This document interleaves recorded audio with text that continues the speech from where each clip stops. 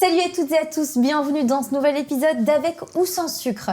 Aujourd'hui, je reçois Pascal. Avant le 21 août 2019, c'était un homme joyeux, sociable, qui aimait sa famille par-dessus tout. Finalement, j'ai envie de dire, un homme un peu comme tout le monde. Tout va commencer par un jeu en ligne. Sa fille joue en réseau avec des amis, un inconnu va venir s'intégrer au groupe. Au début, rien d'inquiétant, puis il devient insistant, obsessionnel et dangereux. Pendant plus d'1 an, la traque s'installe avec des messages, des colis inquiétants, des tentatives d'infiltration. Et vient ce matin d'août où un homme sonne à la porte. Ce jour-là, Pascal va recevoir 11 coups de couteau. Il va survivre, mais sa vie ne sera plus jamais la même, vous allez le voir. C'est parti pour un nouvel épisode d'Avec ou sans sucre.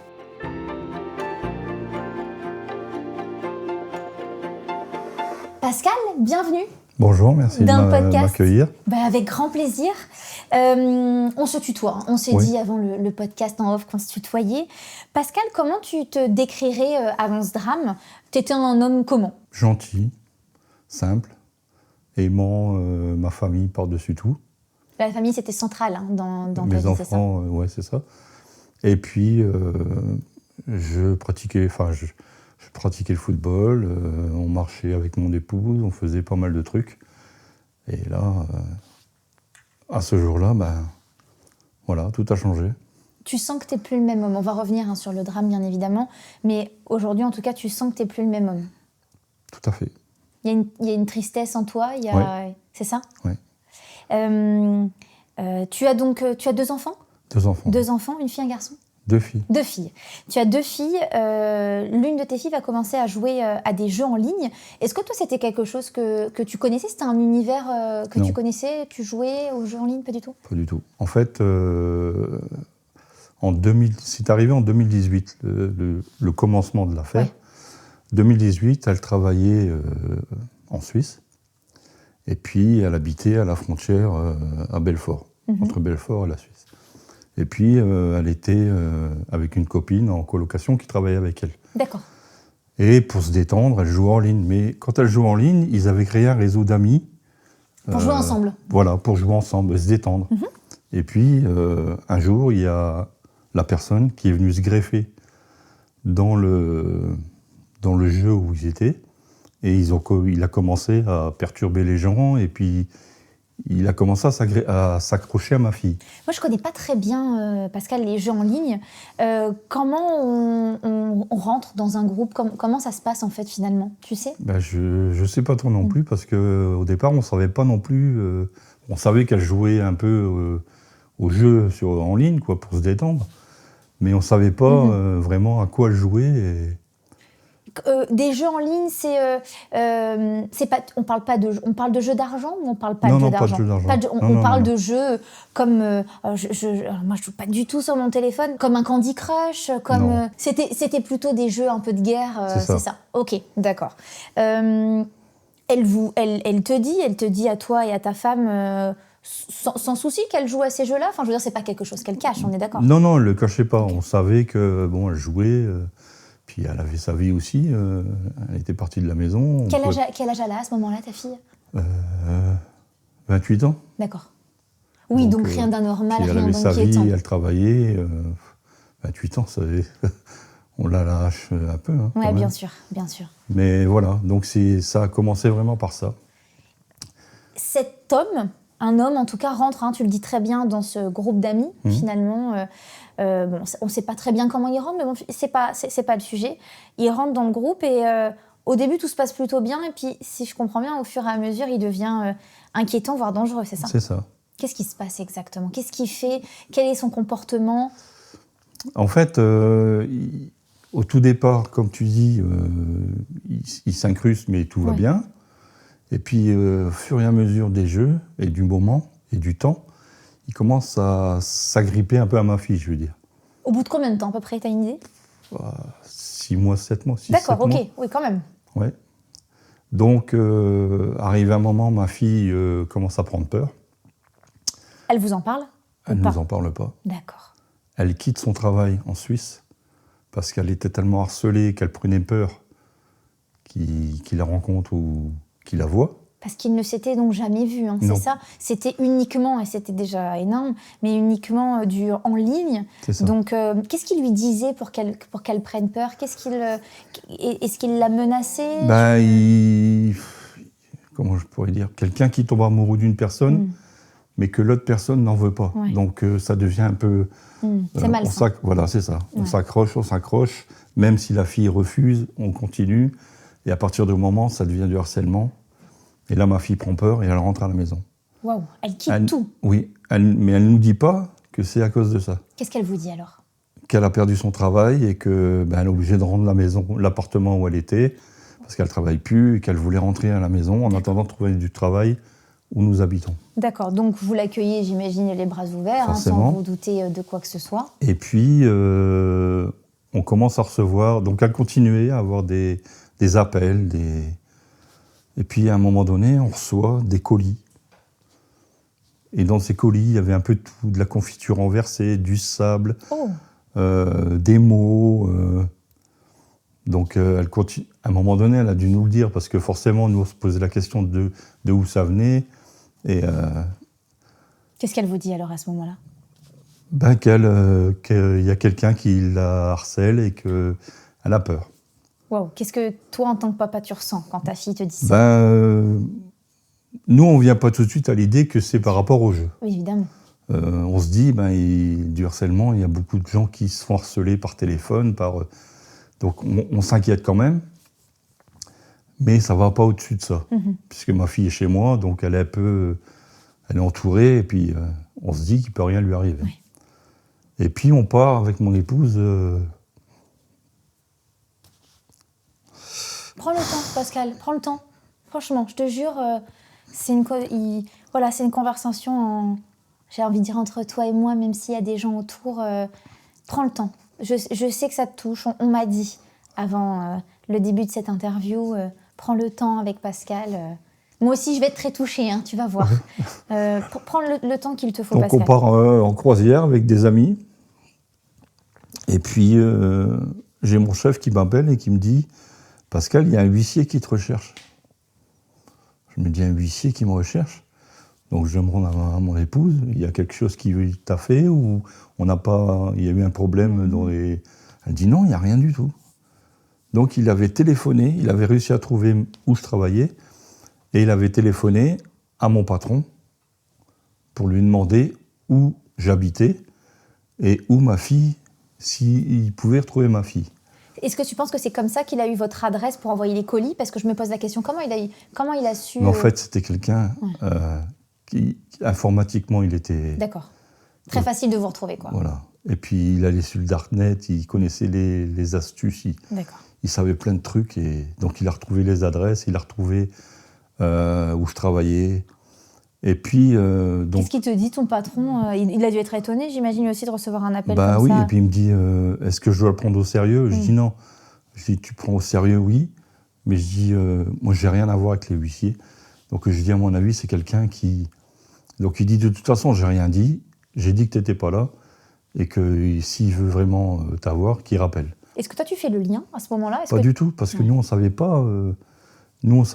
qui c'était ce garçon. Ouais. Elle vous avait pas parlé de cette personne en particulier? Elle vous avait juste dit qu'elle avait finalement quitté son travail parce qu'elle se faisait harceler, mais rien de plus, c'est ça?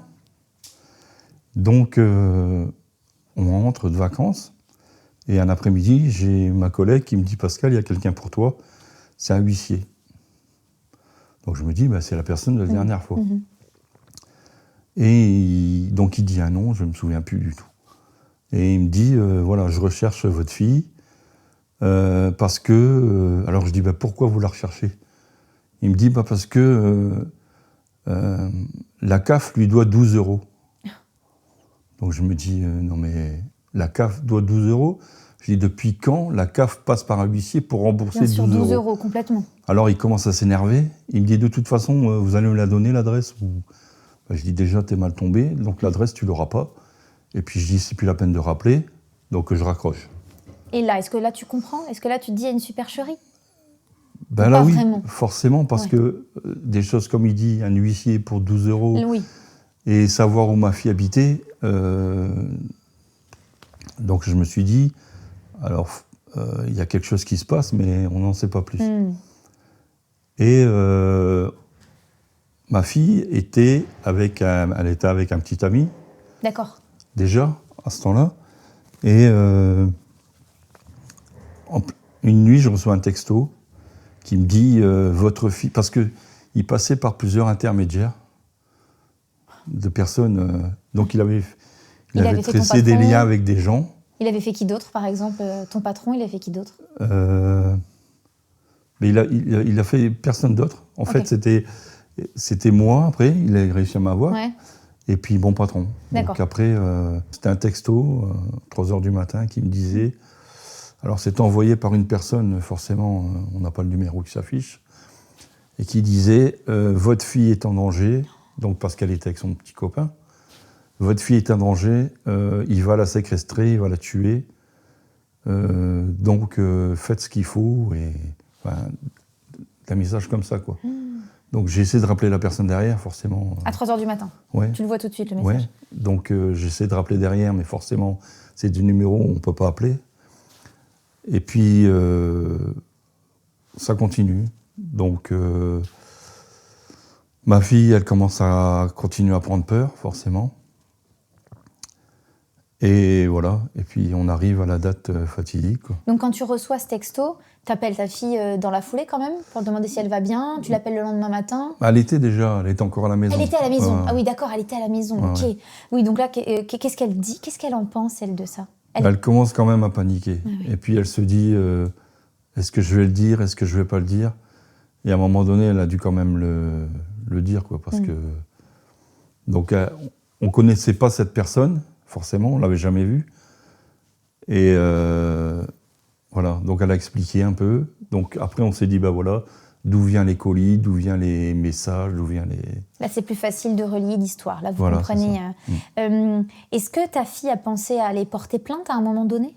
Oui, quand elle était encore à Belfort, elle est allée porter plainte. Mais il n'y a pas eu de suivi.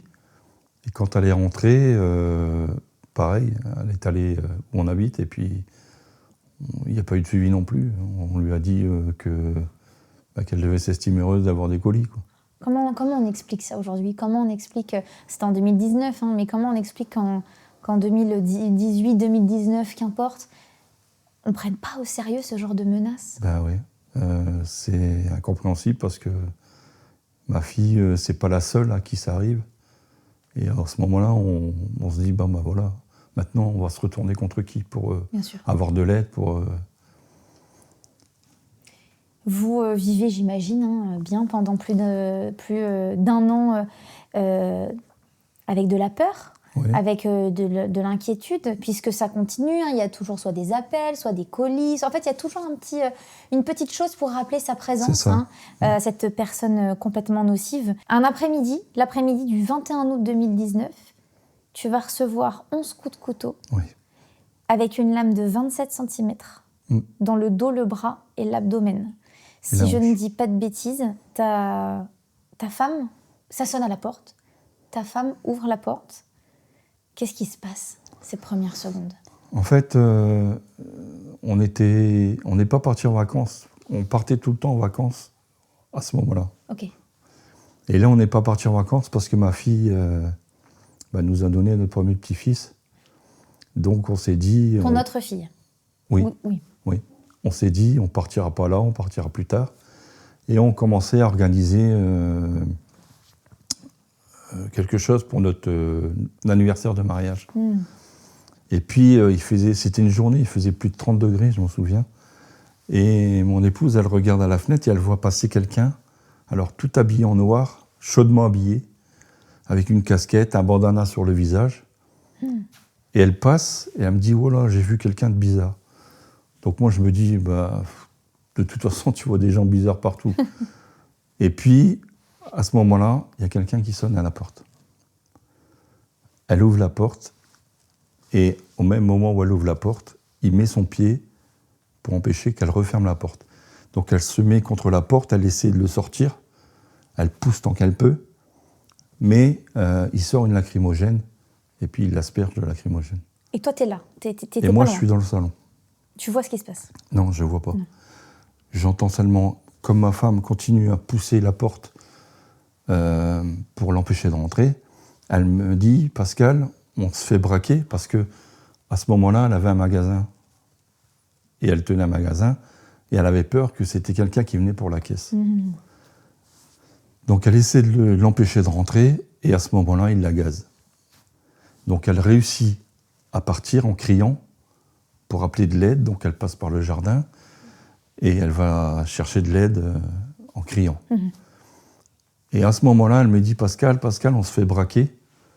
Et moi, je me lève, et je vais vers lui, et je le ceinture comme un rugbyman, pour essayer de l'empêcher de sortir de la maison, de rentrer à la maison. Mais là, il était trop tard, parce qu'il était déjà rentré. C'est quelqu'un qui faisait à peu près 1m90. Donc il est rentré, il m'a commencé à m'asperger de lacrymogène. Et puis là, ça commence. Donc on commence à se battre dans le couloir. Là, il me met plusieurs coups de couteau dans le dos. J'ai une adrénaline qui monte, mais impressionnant, parce que chaque coup qu'il me mettait, je ne sentais rien. Mais je ne sentais rien. J'avais qu'une seule idée, c'était... Prends le temps, Pascal, il n'y a pas de souci, t'inquiète pas. C'était vraiment. Tu pensais à quoi à ce moment-là? Tu voulais sauver ta famille? Oui, et je voulais le faire sortir de chez moi. Parce que je me doutais bien que c'était quelqu'un qui était venu pour faire du mal. Et en fait, je le ceinture tout le temps. Il me met de la lacrymogène, il me la serre le dos. Et puis, on se retrouve dans le salon. Et puis là, je le bloque contre un meuble. Je l'attrape à la gorge. Mais avec l'adrénaline, je t'assure que j'ai jamais connu des choses comme ça, mais une adrénaline comme ça te permet de faire n'importe quoi, de ressentir tu ressens rien du tout, parce qu'il m'avait lacéré le bras, il m'avait rentré le couteau dans le bras, il me l'avait ressorti là. Tu ne sentais rien? Je sentais rien, le bras était déchiqueté, les 4 tendons sectionnés. Et donc à un moment donné, je ressens un autre coup. Là, il m'avait ouvert la hanche, sectionné le tendon de la hanche. Mais je continue à le tenir parce que l'adrénaline, c'est un truc de fou, quoi. T'attends des secours, j'imagine, t'attends qu'on vienne t'aider, non? Non. Tu penses même pas à ça? Non, je pensais même pas. Après, mon épouse m'a dit qu'elle n'avait rien entendu, pas de cris, on n'a jamais parlé. Jamais. Moi, ce que je voulais, c'était... Alors, à un moment donné, je l'attrape à la gorge, je le serre, parce que forcément, je voulais le tuer, quoi. Bien sûr. Donc, je le serre à la gorge, je réussis à enlever son bandana, et je commence à voir son visage. Mais je ne savais pas qui c'était. Bien sûr. Et là, il me perfore l'abdomen. Et forcément, l'ouverture, il y a des viscères qui sortent. Et il continue à m'asperger. Et là, je commence à m'affaisser. Tu te sens partir? Alors, je m'affaisse contre le mur. Et forcément, j'ai du mal à respirer parce que la lacrymogène, la chaleur et le souffle, parce qu'à un moment donné, j'avais plus de souffle, j'étais fatigué.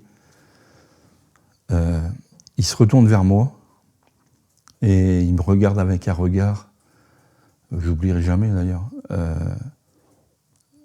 c'est un regard noir, et là il lève son couteau et il me dit « In nomine Patri ». Et je pense qu'il voulait me finir, de me tuer, parce qu'il voulait me pointer sur le cœur. Et là je lui ai dit « Stop, arrête, ça suffit ». Et il est parti. Mais là, il s'est arrêté net. Alors, je pensais vraiment qu'il a cru que j'allais mourir, parce que la façon que j'étais, forcément... Et il est parti. Mais moi, j'ai jamais fermé les yeux. Jamais. Parce que je me disais, si je ferme les yeux, je vais mourir. Donc, tu as pensé à la mort, quand même. Oui. Tu y as pensé. Oui. Et forcément... Donc ensuite, comme les gens du quartier ont entendu mon épouse crier, et c'est pour ça que ces gens-là, je leur dois la vie, parce que forcément, ils ont été là tout de suite. Tous mes voisins, ils sont venus nous aider. Ils avaient du mal à rentrer dans la maison parce qu'avec le sang, avec la lacrymogène. Et à un moment donné, je me suis affaissé. Et j'ai fermé les yeux. Et quand j'ai fermé les yeux, j'ai vu toutes les personnes qui étaient parties. Et la dernière image que j'ai eue, c'est mon petit-fils qui était né il y a 10 jours. Et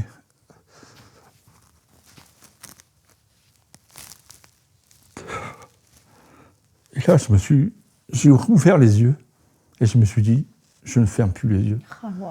Donc je suis resté les yeux ouverts tout le temps parce que quand les pompiers sont arrivés, le SMUR, ils m'ont super bien soigné. Ils sont arrivés vite. Ils sont arrivés vite. J'ai eu un moment aussi, donc mon épouse a eu très peur parce que quand je suis sorti de chez moi, ils n'ont pas pu rentrer le brancard. Ils ont dû me traîner jusqu'à la porte d'entrée pour pouvoir me mettre sur le brancard et me mettre dans l'ambulance. Et forcément qu'après, il y avait des râles.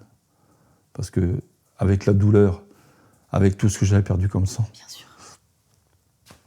Je commence à avoir des râles. Et mon épouse, elle a dit, le lendemain, quand elle est venue, elle m'a dit, je pensais que tu étais parti. Oh, wow. Quelle peur elle a dû avoir. Ouais. Et voilà, donc on est parti à l'hôpital et je suis resté 1 an et demi à l'arrêt. J'ai pu travailler pendant 1 an et demi. Alors, forcément, elle a dû s'occuper de moi. On a perdu le magasin parce qu'elle ne pouvait pas faire les deux choses en même temps, donc elle a dû faire une liquidation judiciaire. Elle s'est occupée de moi. Tout le temps. Et puis, d'ailleurs, sans elle, je ne sais pas ce que j'aurais fait. Et puis après, forcément, il y a eu du kiné, il y a eu du psy. Pendant 1 an et demi, j'étais voir un psy. Pendant plus d'1 an et demi, j'ai fait du kiné. Mais je ne voulais pas abandonner le travail. Parce que je me sentais... il fallait à tout prix que je nourrisse ma famille. Il fallait à tout prix que... Alors que je ne perdais pas d'argent, puisque j'étais en maladie. Il fallait à tout prix que je sois là pour ma famille. Et puis, comme je ne pouvais pas monter à l'étage pour dormir, j'ai dû dormir pendant plus de 2 mois ou 3 mois dans un lit médicalisé. Mais je ne dormais pas la nuit, parce que chaque bruit que j'entendais, je pensais que c'était quelqu'un d'autre qui arrivait. Bien sûr, c'est le traumatisme. Pascal, comment est-ce que tu as su, comment est-ce que, avec ta famille et toi également, vous avez su que cette personne, c'était la fameuse personne qui était beaucoup trop insistante avec ta fille, qui harcelait ta fille depuis de nombreux mois. Est-ce que tu l'as compris tout de suite? Est-ce que quand cette personne est rentrée et a voulu rentrer chez vous avec ta femme habillée de noir, est-ce que ça t'a tilté tout de suite? Non. Quand est-ce que vous avez fait ce lien? En fait, ils ont réussi la gendarmerie a réussi à récupérer une photo. Et quand mon épouse est allée forcément le soir pour déposer, ils lui ont fait voir la photo. C'est une photo qui a été prise d'une caméra de surveillance dans la rue, ouais, c'est ça? Oui, puisqu'il avait été pris en photo, il a été pris dans l'hôtel où il rentrait. Parce que dans son sac, ils ont trouvé aussi un pistolet airsoft. Ils ont trouvé un masque du tueur, là, vous savez, tu sais, Freddy ou je sais pas trop quoi. Un masque pour se cacher le visage. Ouais, voilà, c'est ça. D'accord. Et il avait tout mis en avance. C'est pour ça ça a été mis en qualification. Préméditation, j'imagine. Oui, tentative d'assassinat avec préméditation. Mon Dieu. Parce qu'au départ, ça je l'ai pas dit non plus.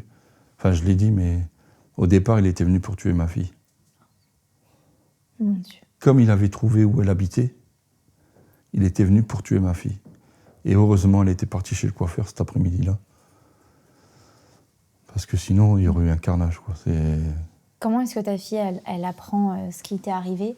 C'est ta femme qui l'appelle en urgence? Oui, mais elle l'appelle, elle lui dit pas au téléphone. Elle lui dit tu peux rentrer, papa il a préparé à manger, on t'attend pour manger, dépêche-toi, sinon... Mais elle le savait pas. Donc quand elle est rentrée, forcément... Vous ne vouliez pas l'inquiéter, j'imagine, au téléphone. Et on voulait inquiéter personne de la famille, ni ma fille qui qui, il y a 10 jours, avait donné mon petit-fils. Mais forcément, elle l'a su, donc après, on s'en voulait un peu. On s'en voulait un peu de ne pas lui avoir dit, mais après, en pensant bien, on s'est dit non, on a bien fait. Mais bien sûr. Qu'est-ce qu'elle dit, ta fille, quand elle apprend que cette personne qui a failli tuer son père, c'est cette personne qui l'a harcelée pendant des mois et des années même? Elle s'effondre et elle se dit que c'est de sa faute. Et qu'elle s'en voulait vraiment. Et après, donc forcément, la gendarmerie est venue à l'hôpital où j'étais, et eux aussi m'ont fait voir la photo. Mais je ne savais pas qui c'était. Et c'est eux qui m'ont dit, c'est la personne qui a harcelé votre fille. Parce qu'entre-temps, donc forcément, après, il a été incarcéré. Au bout de combien de temps elle a été incarcérée, Pascal? Je pense tout de suite. Tout de suite, elle a été incarcérée. Ils l'ont retrouvée facilement? Oui, parce que forcément, dans le quartier, les gens sont venus. Ouais. Il y avait 2 jeunes qui étaient en vélo. Et quand ils ont entendu mon épouse qui criait, ils ont pris leur téléphone et ils ont appelé directement la gendarmerie. Wow. Donc ils étaient en relation avec la gendarmerie. Et lui, il était déjà parti. Il était à pied, il était en voiture? Il était à pied. Okay. Donc ils ont réussi à rattraper. Mais lui, il continuait à asperger les jeunes avec de la lacrymogène. Mais les jeunes lui ont dit forcément où il était, à la gendarmerie. Oui. Et eux, ils sont arrivés et puis ils l'ont arrêté tout de suite. D'accord. Ça a été une entraide, finalement. Tout le monde s'est entraidé dans le quartier pour retrouver la personne qui t'avait fait du mal. C'est ça. Et donc, il a incarcéré tout de suite. Donc, il a été incarcéré tout de suite, après forcément des interrogations. Il est condamné à 25 ans de prison? Non. Tout d'abord, il était incarcéré et un vendredi, donc ça faisait 3 ans ou 4 ans qu'il était en préventive. Il est incarcéré, puis un vendredi, il y a la gendarmerie, 2 ans. 2 ans. Pascal confirme les dires avec sa femme, juste à côté, j'adore. 2 ans. Et il y a notre avocat qui nous appelle, et la gendarmerie qui nous dit il faut partir de chez vous. Parce qu'il y a eu un vice de procédure au niveau de la prison où il était. Le greffier de la prison où il était, il n'a pas envoyé le bon courrier à mon avocat. Et comme on avait 15 jours, comme c'était une demande de remise en liberté, et que ça faisait 15 jours qu'on n'avait pas répondu, il est sorti le vendredi après-midi. Donc tu es en train de me dire qu'à cause d'un vice de procédure qui n'est pas de votre faute, qui est de la faute de l'administration pénitentiaire, c'est ça. À cause de ça, l'agresseur qui a failli te tuer et qui voulait tuer, de toute façon, qui était venu pour tuer, sort de prison, libre. Oui. Donc c'est le vendredi. Et il a tout le week-end pour faire ce qu'il veut, puisqu'il doit se présenter le lundi à la gendarmerie pour Poitiers. Sauf qu'il habite dans le Midi. Donc nous, on prend peur, forcément, parce qu'on se dit, il n'est pas loin de chez nous. Il a le temps de revenir faire ce qu'il avait fait, parce qu'il avait dit qu'il finirait le travail. Il avait dit ça? Bah oui, forcément, comme j'étais pas mort. Et donc on prend peur, on panique, on part de chez nous, on laisse tout, on prend juste des affaires. Et pendant 3 jours, ça a été comme ça. C'est donc, pas une vie. Comment? C'est pas une vie? Ben non. Pendant 3 jours, on a stressé. Pendant 3 jours, à la limite, on voulait même plus rentrer parce que... Et à la suite de ça, il est resté pendant 1 an dans le Midi, à pointer tous les jours. Sauf que ma fille, elle avait peur aussi, parce qu'elle ne savait pas... Il a essayé de reprendre contact avec elle par n'importe quel biais, les jeux, les réseaux sociaux? Non. Si, en prison. Ah aussi vrai. Parce que quand même, il a osé. En prison, il était avec des gens dans sa cellule, forcément, et il a demandé à des gens d'aller enlever ma fille et de la prostituer en Hollande. Vous l'avez su quand, ça? Ça, on l'a appris longtemps après. Et il avait essayé aussi de trouver le produit pour endormir les gens, là, chloroforme. Ouais. Enfin, il avait tout prévu, des sacs en toile de jute. Il avait tout prévu. Il avait même prévu, avant de partir de où il habitait, il avait donné sa carte bleue à une amie pour qu'elle aille faire des courses, pour faire montrer qu'il était chez lui. Oui, d'accord. Justement pour pas dire qu'il était parti. Donc on a su qu'il avait médité, qu'il avait dit ça, qu'il voulait forcément enlever ma fille, la prostituer. Et donc le procès arrive. Le procès arrive 1 an, du coup, après sa remise en liberté, à peu près? Non. Bien sûr, vous pouvez parler. On ne vous entendra pas, mais je vais faire pour ceux qui nous regardent, vous avez donc compris ce qui se passe. Hein, la femme de Pascal est juste à côté. Pour ceux qui nous écoutent en podcast audio, je vais faire la transcription. On a fait le premier procès en 2023. Le premier procès en 2023. Et il est rentré à ce moment-là.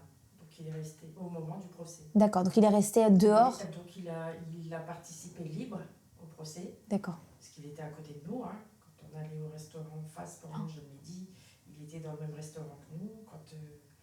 Quand on attendait le procès, il était à côté de nous. Quand on attendait pour rentrer dans le tribunal. C'est fou. Donc ça a été en 2023. Il a été jugé, condamné à 20 ans. Donc en 2023, il est enfin, j'ai envie de dire, jugé, condamné. Oui, mais ça n'en reste pas là puisqu'il fait appel. Donc il fait appel. 1 an après, il y a un nouveau procès. Pendant cette année-là, comment vous vivez tous dans la famille? Vous êtes dans l'attente, la peur que la justice ne fasse pas son travail?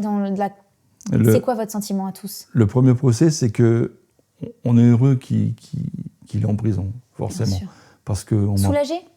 On est soulagé, mais on se dit 20 ans pour ce qu'il a fait, parce que bien sûr, il y a les remises de peine. Oui. Et puis, il y a les 4 ans qu'il a fait en préventif, donc ça déduisait. Et puis, on se dit, on n'est pas forcément rassuré parce qu'on ne sait pas. Parce qu'on ne sait pas ce qui a été dit quand il est en prison avec les co-détenus qu'il avait. On s'attendait. Et puis, dans le quartier où on était, la gendarmerie tournait tout le temps en voiture. Passait devant la maison, 3-4 fois par jour. Ça te rassurait ou pas? Ça ne me rassurait pas, parce qu'on se disait, il doit se passer quelque chose. Et c'était juste pour nous protéger, pour regarder si ça allait, s'il n'y avait pas de soucis. Mais je comprends ton ressenti. Je comprends que tu puisses te dire, ils passent parce qu'ils ont entendu dire qu'il pourrait se passer des choses, ils ont voulu dire, je comprends. Et puis, donc, il y a eu cet appel, et il repasse 1 an après, à peu près, en prison. Au procès, quoi. Et puis là, il se prend 25 ans. Donc, la première décision, c'était 20 ans. Il fait appel, là, il prend 25 ans. Voilà. Donc là, on est un peu plus rassuré. On se dit, bon, ben voilà, la justice a fait son travail. Oui. Et notre sentiment, c'est que tout a changé. Parce que moi, je n'ai pas arrêté de dire pendant les 2 procès que ce qui m'était arrivé était grave. Mais ce n'est pas plus grave que d'autres personnes qui souffrent. Moi, j'ai souffert. Mais il y a des gens qui souffrent encore plus que moi, par maladie. Moi, je suis encore vivant, mais il y a des gens qui meurent tous les jours. Donc je me dis, c'est grave, mais il y a plus grave que moi dans la vie. Et cette phrase, je le dis tout le temps parce que c'est la vérité. Et si c'était à refaire, je le referais. T'es une belle âme, hein, Pascal. Parce que ma famille, ça compte plus que tout. Et oui, je le ferais. Pendant les 2 procès, tu lui parles à cet agresseur? Non. Tu le regardes? Oui. Droit dans les yeux? Oui. Il te regarde, lui? Ou il baisse les yeux? Il ne me regarde pas. Il n'a jamais parlé. Il ne m'a jamais dit... Ce qu'on m'a dit, c'est que je n'étais pas au bon moment et au bon endroit. J'ai eu un avocat super génial. Sincèrement, il était tout le temps à côté de nous. Il nous protégeait. Et puis il a fait du sacré boulot. Franchement, sur les 2 procès. Et oui, je le regardais, on le regardait tous les 2, et on se disait, mais pourquoi? Oui. Pourquoi nous? Pourquoi ma fille? On n'a rien fait. On est juste des gens lambda qui travaillons, qui payons nos impôts, qui font de mal. On fait de mal à personne. Bien sûr. Et puis un jour ou l'autre, ça nous arrive. Parce que forcément, les gens, ce qu'ils se disent, ça peut jamais nous arriver. C'est vrai. Ça ne Alors nous arrivera jamais. Tout peut arriver à tout le monde. Donc forcément qu'on a changé. J'ai changé. Parce que mon comportement a changé. T'es plus méfiant? Je suis plus méfiant. Je suis... alors je râlais déjà avant. Hein. Mais je râle encore plus. Je suis jamais content. Je suis plus pareil. J'ai changé complètement. Il y a des fois, on se retrouve en famille ou avec des amis. Puis je suis parti ailleurs. Je suis plus là. Comme je dis, je suis le coq vide. Parce que j'ai plus d'envie, j'ai plus rien. Je peux plus rien faire. Quand je marche, on va faire un petit tour, on marche. Je dois m'arrêter parce que j'ai mal à la hanche. Et puis j'ai eu encore plusieurs opérations après ce qui m'était arrivé. Ils ont dû me réouvrir au niveau de la hanche parce qu'il y avait une calcification de 26 cm qu'ils ont dû enlever. J'ai dû mettre un filet au niveau de l'abdomen. Mon bras lâche, j'ai plus de sensation, j'ai plus rien. Donc forcément que tout a changé. Et puis je suis plus le même. Mais ça, je suis malheureux parce que je le ressens. Et quand je m'énerve pour rien du tout, des fois, en même temps, je me dis c'est pas moi, c'est pas possible. Donc la vie forcément a changé. C'est déjà fort d'avoir conscience de ça, je trouve, d'oser poser les mots là-dessus et d'oser dire oui, j'ai changé, je sais que je suis moins joyeux qu'avant. Tu vois, là tu nous as dicté et énuméré tous tes défauts. Je ne sais pas si tu t'en es rendu compte, mais j'ai l'impression que est-ce que tu te vois de manière négative aujourd'hui ? Oui. Alors que tu es un héros. C'est ce que ma fille me dit. Tu es un héros. Vraiment. Je suis irritable, alors je suis pas méchant, j'ai jamais été méchant, mais tout m'agace. Mais ça, je suis malheureux pour ça aussi. Oui. Parce que je sais que c'est pas moi. Alors j'essaie de travailler sur moi. On a repris rendez-vous avec le psy parce qu'il faut qu'on travaille ça. Oui. Mais voilà, la vie forcément a changé. Et le regard que j'ai par rapport aux gens, forcément c'est différent parce que quand on se retrouve, on fait plus ce qu'on avait envie, on va plus quand il y a de la foule, quand on va faire des courses au magasin, on va le midi quand il n'y a personne ou le soir. On a toujours peur qu'il y a quelqu'un qui est dans notre dos c'est épuisant. Les nuits, on dort presque plus. On n'arrive plus à dormir. Moi, ça repasse dans le... Tu revois les images ? Oui. Tu cogites ? Oui. Là, c'est votre plus grosse crainte avec ta femme, c'est quoi ? C'est qu'il ait élaboré un plan et que cette personne malsaine ait élaboré un plan et revienne vous faire du mal ? Oui. C'est ça votre crainte ? Finir son travail, comme il dit. D'accord, Ouais. ok, c'est finir son travail que tu as dit tout à l'heure aussi. Donc forcément, on prend de l'âge. Il y a 7 ans, ça s'est passé il y a 7 ans. Mais on n'est toujours pas rassuré, non. Et malgré tout, la vie continue. La vie, elle est belle parce que la vie, faut s'accrocher. Comment va ta fille ? Ma fille, ça va. Elle dit que ça va, mais il y a des moments où on s'aperçoit qu'elle est un peu... Ça a dû l'impacter terriblement aussi, évidemment. Ouais. Elle a réussi Elle arrive à refaire sa vie, elle arrive à avoir, entre guillemets, une vie normale, si je pense que la vie ne sera plus jamais normale. Oui, elle arrive, elle passe des bons moments, mais des fois, quand on l'a au téléphone, on sent bien que dans sa voix, c'est pas ça non plus. Et je lui dis, mais tu sais, la vie, elle tient qu'à un fil, donc profite de la vie. Mais c'est beau de lui dire ça, mais est-ce que toi, finalement, tu arrives à profiter de la vie bien sûr que tu as envie que ta fille profite de ça, mais est-ce que tu t'appliques aussi tes propres conseils ? C'est toujours plus dur de s'appliquer ses propres conseils, c'est toujours le plus difficile. En fait, maintenant, ce qui m'intéresse le plus, c'est ce qui me donne l'envie d'être là, encore là, c'est que y a mon épouse, il y a mon petit-fils, maintenant ma petite fille, ma fille forcément, donc il y a ma famille qui est là, et rien que pour eux, la vie, elle vaut le coup de continuer, quoi.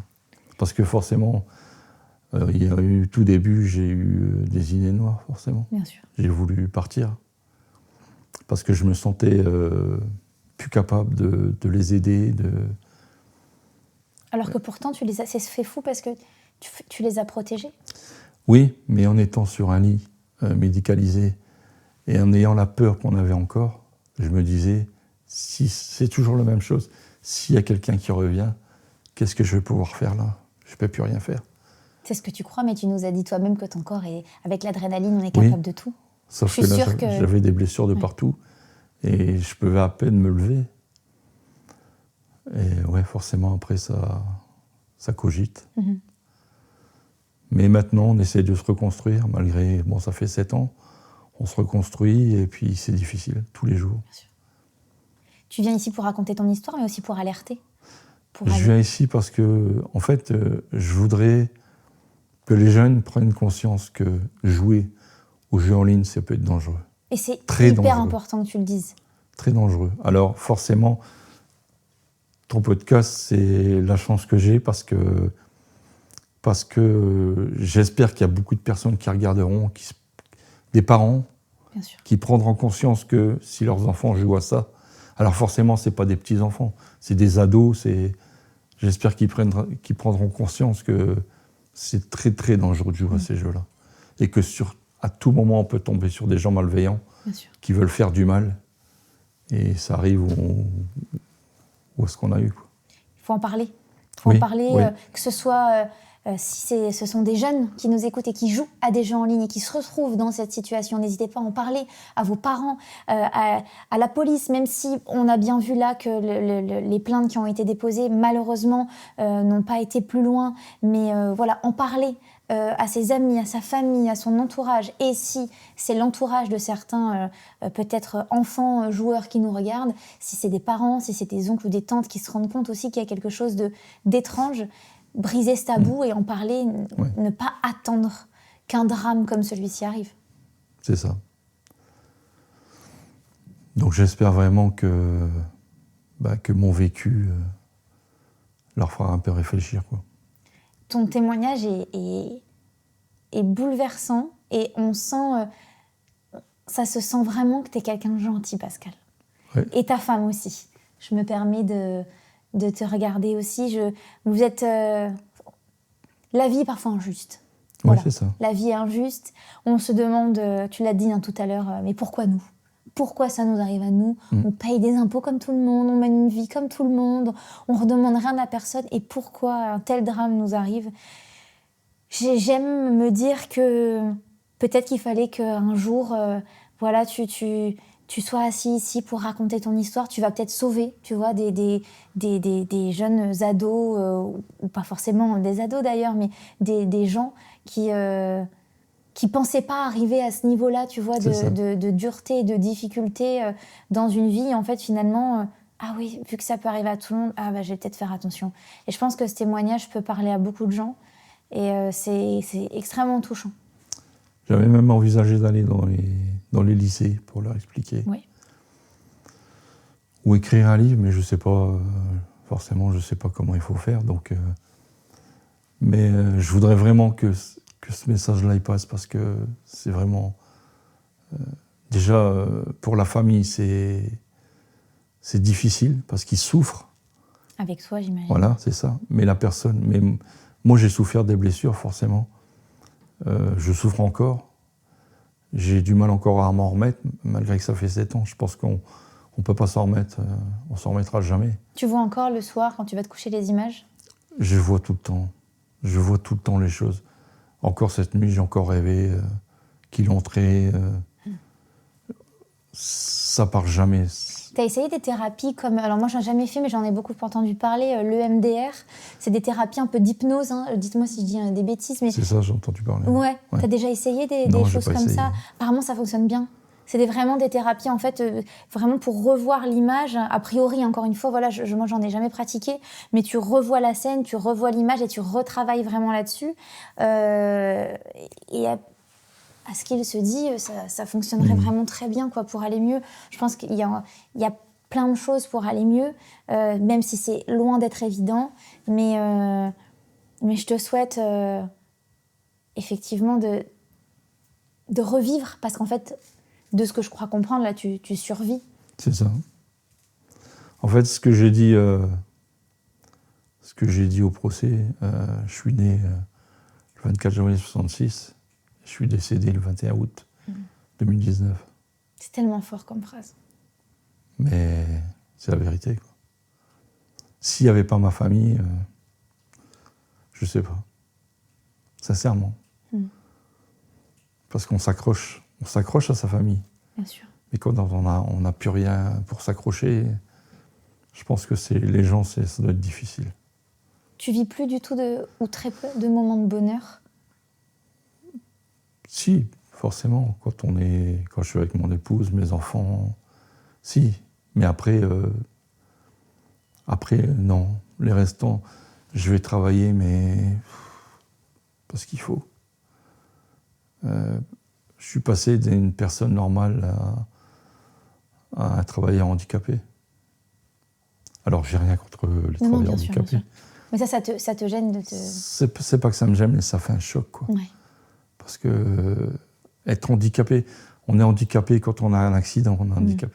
Et quand on se fait poignarder par une personne qui n'a pas été reconnue folle, hein, elle est consciente de ses actes. Donc forcément que moralement, ça prend un coup. Et de ce côté-là, on ne se remet pas, parce que j'avais des ambitions au niveau du travail. Là, je me retrouve sans ambition. Puisque forcément, on passe d'un travail à 100%, on passe à 80%. Oui. On a des difficultés à faire des choses. On se sent un peu rejeté. Donc moralement, ça met un coup, quoi. J'imagine que tes petits-enfants te font du bien. Oui. Oh oui. Oui. Je te souhaite vraiment de tout cœur, je te souhaite à toi et à toute ta famille, Pascal, et je suis sûre que tous les gens qui nous regardent ou qui nous écoutent vont penser la même chose que moi. Mon Dieu, que j'aimerais avoir une baguette magique et pouvoir vous redonner à toute la famille, parce que forcément, ça impacte tout le monde, de la joie de vivre. Jamais tu pourras oublier ce qui s'est passé, ça c'est une certitude, mais apprendre au moins à vivre avec et réussir à retrouver des moments de bonheur, des moments des moments de légèreté. Voilà, si j'avais une baguette magique, vraiment, ça serait mon premier souhait. Je te remercie d'être venu te livrer dans ce podcast, parce qu'encore une fois, je pense que ça peut parler à beaucoup de gens et tu peux... moi, je suis persuadée que tu peux sauver aussi des gens, et je sais que c'est aussi pour ça que tu es venu aujourd'hui et que vous avez fait le déplacement avec ton épouse. Merci, Pascal. Mais c'est moi, parce que tu m'as donné la chance de m'exprimer sur les choses qui m'est arrivé, parce que forcément c'est juste les gens de ma famille ou des connaissances qui savaient ce qui m'était arrivé, et j'avais besoin d'en parler à d'autres personnes. Bien sûr. Donc je te remercie de ce que tu fais, parce que j'espère vraiment qu'il y a des gens qui prendront conscience que c'est hyper dangereux. J'en suis sûre. Et n'hésitez vraiment pas à mettre des commentaires sous la vidéo. J'enverrai tout ça à Pascal. Il pourra voir aussi. Si tu veux te connecter sur YouTube, tu verras, voilà, les gens répondront. Posez-lui des questions. Si vous aussi, peut-être vous avez des doutes. J'aime me dire qu'avec ou sans sucre aussi, ça peut être une plateforme où on peut discuter ensemble et mutuellement se faire du bien. Et j'espère que cette venue ici t'aura apporté un petit peu de bonheur, en tout cas, dans ta journée, et t'aura permis... Ça fait du bien de parler aussi. C'est un exutoire. Donc, merci encore une fois, Pascal. Merci aussi à ta femme de nous avoir accompagnés. Et merci à vous tous de nous avoir écoutés en podcast audio, de nous avoir regardés sur YouTube. Comme d'habitude, n'hésitez pas à vous abonner. Et je le redis, à mettre un petit commentaire. On vous lira avec grand plaisir. Et toujours, à dans 2 semaines pour une nouvelle vidéo d'Avec ou sans sucre. Ciao, ciao.